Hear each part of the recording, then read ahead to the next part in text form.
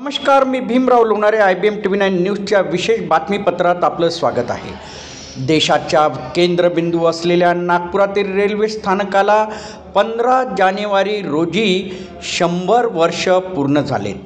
गेल्या शतकातील आठवणींच्या साक्षीदार असलेल्या या स्थानकाच्या इमारतीचे उद्घाटन 15 जानेवारी 1925 रोजी सर फ्रँक यांच्या हस्ते झाले होते.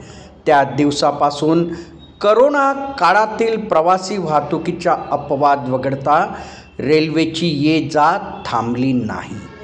माल व प्रवासी वाहतुकीसह जाहिरातीमधूनही लक्षणीय उत्पन्न देणारे हे स्थानक नागपूरच्या विकासाचे केंद्रबिंदू ठरले आहे.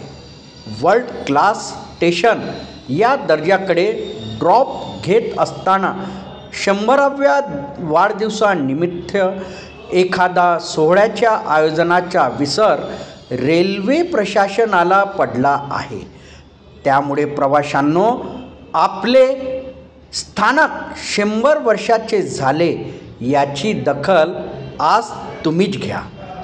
रेल्वे स्थानकाच्या उभारणीसाठी 1925 मध्ये खैरागडच्या राजाने ब्रिटिश सरकारला 1 रुपयात 30 एकर जमीन विकली.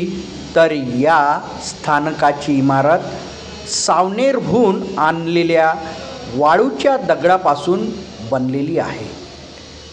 डेव्हलपमेंट अथॉरिटी RLDA अंतर्गत नागपूर रेल्वे स्थानकाच्या पुनर्विकासाचे काम सुरू आहे. त्यासाठी 487.77 कोटी रुपयांचा खर्च अपेक्षित आहे. वर्ल्ड क्लास स्थानकासाठी हे काम येत्या डिसेंबर 2025 पर्यंत पूर्ण करण्याचे नियोजन आहे. स्थानकाच्या उत्तरेकडील फूट ओव्हरब्रिज FOB, दक्षिणेकडील FOB आणि एअर कॉन्कोर्स हेरिटेज इमारतीचे काम सुरू आहे. त्यानंतर फलाट आणि छताचे नूतनीकरण सुरू होईल. स्थानकाच्या पश्चिमेला बहुस्तरीय रचना G2 सह निर्गमन आणि आगमन प्लाझा, तसेच या प्लाझामध्ये 3420 चौरस मीटरचे तळघर, पार्किंग क्षेत्र अशा अनेक सुविधा प्रस्तावित आहेत. 1940 पर्यंत या रेल्वे स्थानकातून फक्त 10 गाड्या जात होत्या. सध्या दररोज 245 मेल एक्सप्रेस आणि पॅसेंजर गाड्या वेगवेगळ्या दिशांनी धावतात.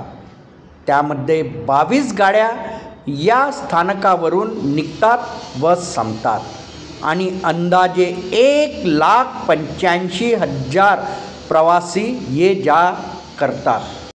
तर ही होती आजची खास बातमी. आपण बघत राहा IBM TV9 न्यूज. आमच्या चॅनलला लाईक करा, सबस्क्राईब करा, आयकॉन बेल बटन दाबण्यात विसरू नका. धन्यवाद. नमस्कार. जय हिंद.